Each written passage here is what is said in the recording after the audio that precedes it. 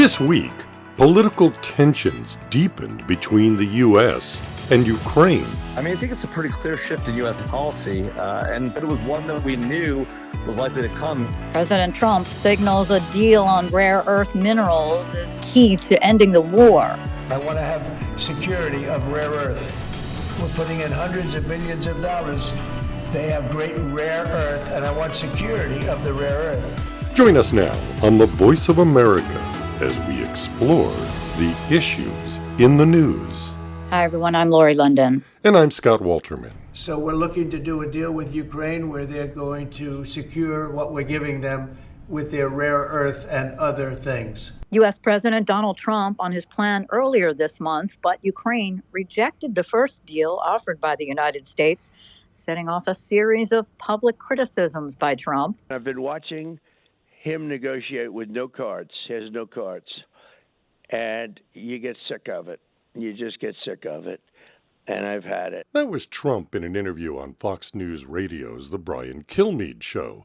Trump said this week that he believed the U.S. had a deal on accessing Ukraine's critical minerals when Treasury Secretary Scott Bessent traveled to Kyiv last week. Frankly, I wish he didn't go there, waste all of his time like that. But they couldn't get close. They met, right? And then when he wanted to get it closed, he was unable to meet him again. But so just a wasted trip. But Friday at the annual Conservative Political Action Conference, U.S. National Security Advisor Mike Waltz expressed confidence there would be a deal. Here's the bottom line. President Zelenskyy is going to sign that deal. And you will see that in the very short term. Ukrainian President Volodymyr Zelenskyy said previously that he directed his ministers not to sign off on a proposed agreement, emphasizing Kyiv was not giving away its resources, but offering a mutually beneficial partnership. Я дякую кожному з наших партнерів, які розуміють, що потрібні сильні позиції і на фронті. But in his nightly address Thursday, Zelenskyy said he had a good meeting with Trump's Ukraine envoy this week on agreements that will truly work, and that he gave instructions to work swiftly and very sensibly. Що обслуговує війну. To understand why the U.S. wants the minerals and why they're of value in a deal to end the war, we're joined by Michelle Michot Foss, a fellow in energy, minerals, and materials at Rice University's Baker Institute for Public Policy. Thank you very much for taking the time to talk to us. Sure. For the very basics to start with, can you tell us exactly what rare earth minerals are and why it seems to be so important for the Trump administration to have? When Russia invaded Ukraine, one of the first big problems was titanium supply, because both countries provide key exports of titanium into the marketplace. There was a mad scramble by everybody in the aerospace and defense industries to try to make sure that there was sufficient titanium to be able to proceed with weapons manufacturing, and everybody that uses titanium for everything was in the same boat. A lot was done to secure alternative supplies, but within the patch of the cluster of industries that are titanium dependent, this is on a timeline. The sooner the conflict gets resolved, the better off we'll be. Otherwise, we'll have some pretty interesting things to deal with. Rare earth metals, on the other hand, rare earth elements, there are other locations for that, including here in the United States. And there are things that are happening to improve supply. And while Ukraine has that resource, it's going to take years to develop it. It is not anything that is available to us anytime soon. As you look at recovery in Ukraine and what some of the potential is for us to help with post-war recovery, it would be on the table along with everything else. But titanium is a crucial element that goes into a lot of sensitive stuff, and was already, it was a lightning rod when everything started to happen. Titanium is an issue now, Rare earths development in Ukraine could be part of a long-term recovery plan. It would be important for Europe. It would be important for global supply. It would check a lot of boxes. But it's not something that would come into the market anytime soon. All of Ukraine's resources and all of their businesses, are of interest when you look at where we would funnel recovery funds and how and so on. And there have been lively discussions already in Europe. We've been party to some about what could be done and how it could be done with what industries in ways that would be creative for Ukraine as well as for partner countries. So I think there are two views. I think you're right. I think there is the short term and the long term. And I think the long term here is the second half of the deal. But let's talk, before we get there, let's talk about titanium. What is it used for? You said it's used in military. For one thing. Say it again. Jet fighters. Titanium is the metal of choice when we look at alloys for aviation. And so it's in most aviation products and to some degree, but it is especially in military hardware. It's a key ingredient in jet fighters and other weapon systems.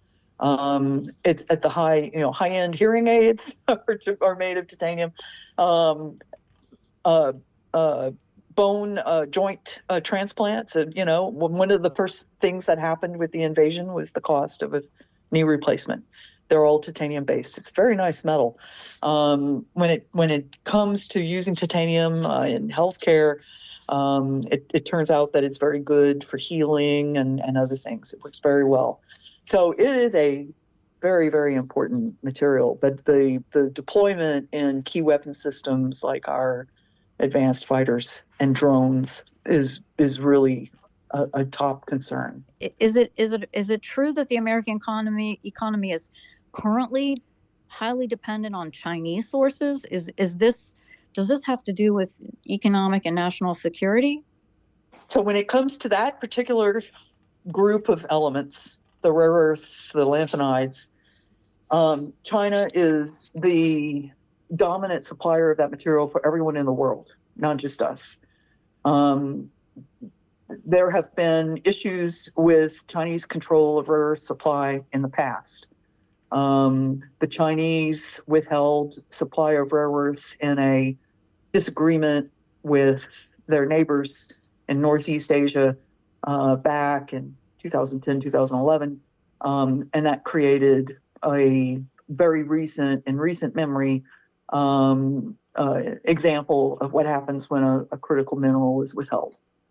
That is controlled, by a dominant supplier.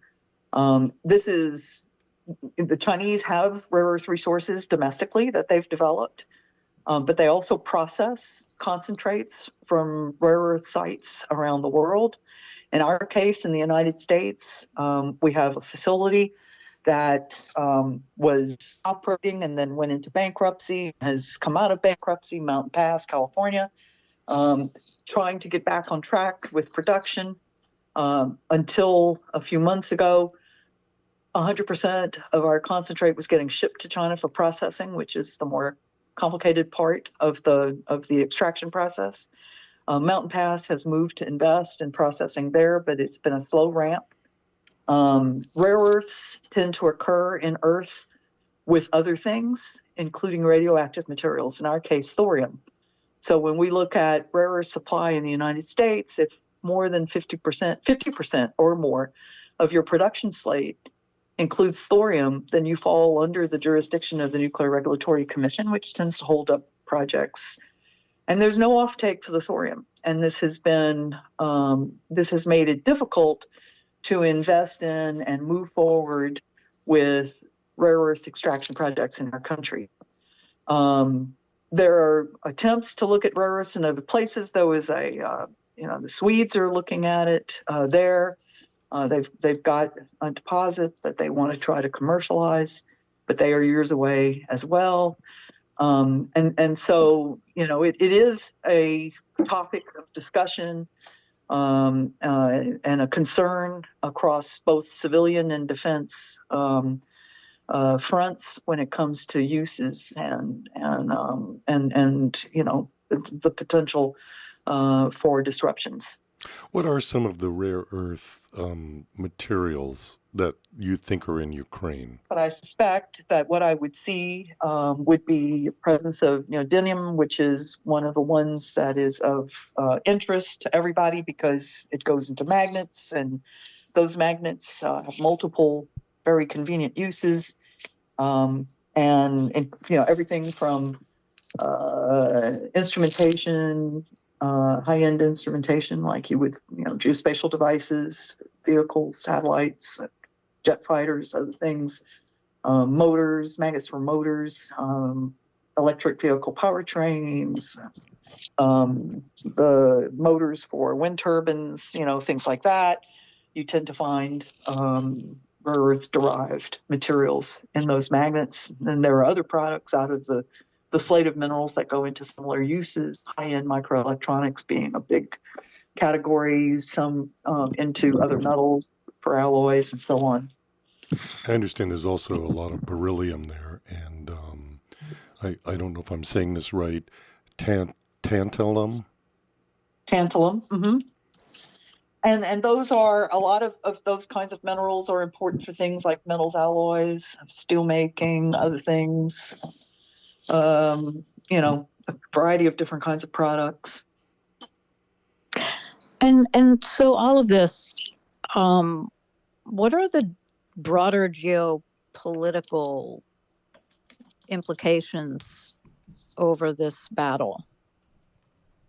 Well, I mean, it happens that all these conversations are occurring at a time when both the U.S. and the Europeans, well, pretty much everybody, especially all of the member countries in NATO, have been trying to understand better the supply chains for key minerals and materials that we depend on for so many things, and so it's a it's a desire to be able to diversify supply chains, so diminish the influence that the Chinese have. But bear in mind, the Chinese are the ones who have been willing to sustain investment in all these businesses, while in our case, in the case of Europe, people have shifted away from these businesses. They've lost favor for a variety of reasons. It's generally difficult to engage in minerals extraction in our collective countries, say NATO member countries, as opposed to China, India, and a variety of other countries around the world that have sustained mining industries where we have let ours to decline. So, that's a geopolitical risk that everybody is just coming around to recognizing. If you let your vital basic industries like that decline over 30 years, and all of a sudden you are where you are in terms of, supply chain fragility. So there are multiple things going on around this that are influencing geopolitical tensions and positioning, not just this particular crisis in this particular situation. This happens to be happening in a bigger context as people are grappling with the fact that we use minerals and metals and for everything, and we have issues in accepting the kinds of industries and processes that are needed to extract them. So this is just playing catch up, and this is just one little piece of this big It is giant a huge puzzle. It is a huge game of catch up, and it happens that there's a convergence between this big picture push to try to figure out how to catch up, and this is a multi-decadal catch up problem. This is not something that's going to happen overnight. But what's happening, of course, is it's converging with all of these delicate negotiations about Ukraine and how to think about a post-conflict arrangement. All right. Well, we thank you so much for the insights and educating us on all of this. Well, I hope it helped. Well, in fact, it did. Michelle Michot Foss, fellow in energy, Minerals and Materials at Rice University's Baker Institute for Public Policy.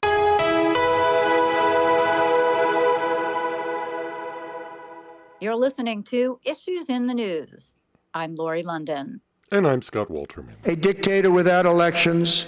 Zelenskyy better move fast or he's not going to have a country left. Got to move fast because that war is going in the wrong direction. In the meantime, we're successfully negotiating an end to the war with Russia. President Donald Trump Wednesday evening warned that Ukraine's president needed to hold elections and quickly negotiate an end to the war with Russia or risk not having a nation to lead. He was elected. He's the elected leader of Ukraine, and he's done what Winston Churchill did in Britain in the Second World War, suspended elections while at war. And our job is to stand with the Ukrainians, support the Ukrainians.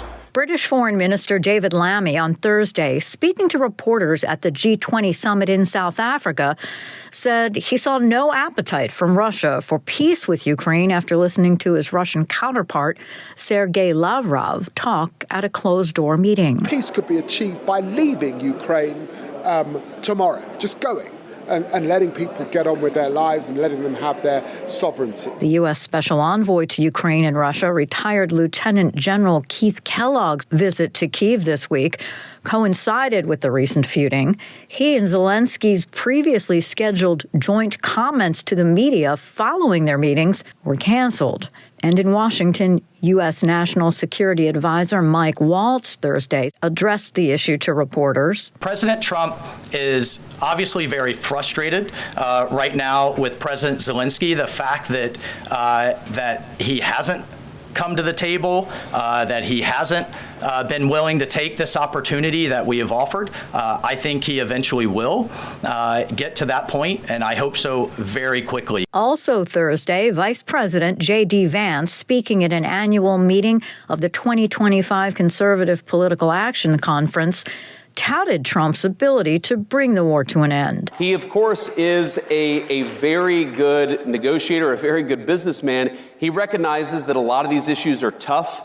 It's going to take a smart statesman to figure this stuff out, but we've got that in the White House, and I really believe that we're on the cusp of peace in Europe for the first time in 3 years because we have leadership from the Oval Office, and we haven't had it in 4 years in this country. Amid the European concerns, Trump will be hosting meetings next week with French President Emmanuel Macron and British Prime Minister Keir Starmer. Joining us now for analysis on the growing rift is Jamil Jaffer, founder and president of the National Security Institute. Given all of the things that we've been seeing in the last 24 to 48 hours, it seems like the relationship between the U.S. and Ukraine is taking a sharp turn. It seems like it's deteriorating, and now there's sort of a war of words between President Trump and Zelenskyy. What is your initial reaction to where this appears to be going? Well, look, obviously we know who the aggressor in this war was. It was Russia, which invaded Ukraine the first time in 2014 and took Crimea. The Obama administration did nothing about it effectively. And then it happened again in 2022. This time the Biden administration got aggressive and provided Ukraine, after a short delay, started providing Ukraine with some weapons. And as did Europe. Unfortunately, while those weapons certainly helped Ukraine, it has not been enough to get Ukraine over the line to push Russia out. And so now the question is, how do we resolve this conflict? And President Donald Trump has taken the position essentially that Ukraine is at fault for this conflict, which is clearly not accurate. And he clearly has a personal beef with President Zelenskyy, whether irrelevant who started it, but it's clear that they're not getting along.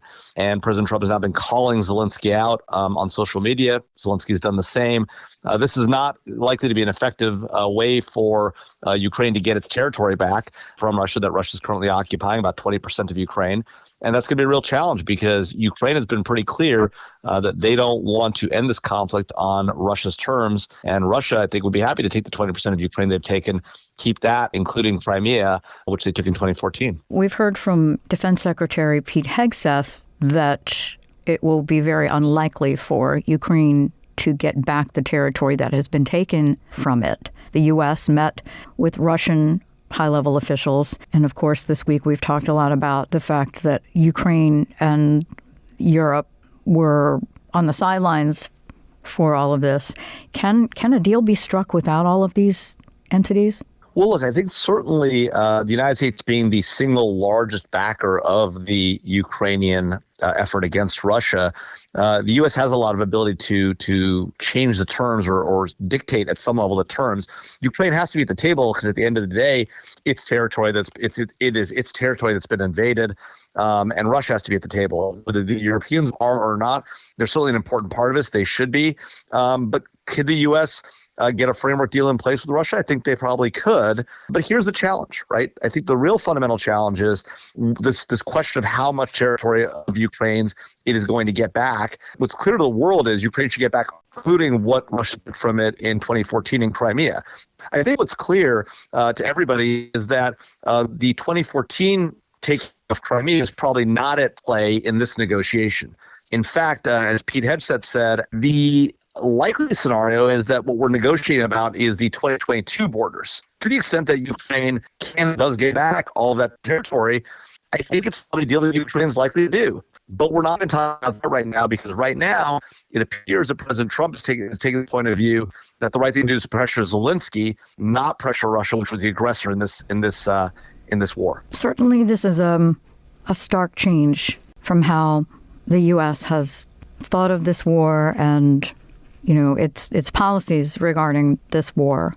Why do you think he would say that Zelenskyy started the war in his own country? Well, look, there was a claim by Russia from the beginning of this conflict that Ukraine was not doing right by its Russian-speaking citizens in that eastern part of Ukraine. And so the claim was that parts of Ukraine had seceded, had asked to become part of Russia.